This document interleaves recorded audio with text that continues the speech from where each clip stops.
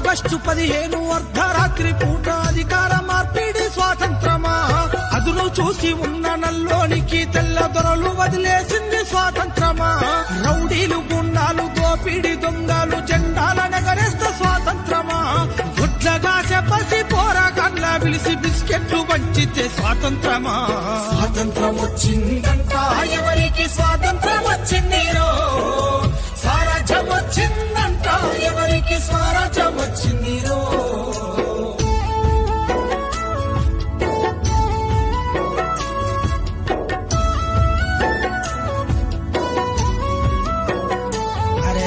మట్టిని నమ్మిన ఎట్టి పేదలను పట్టి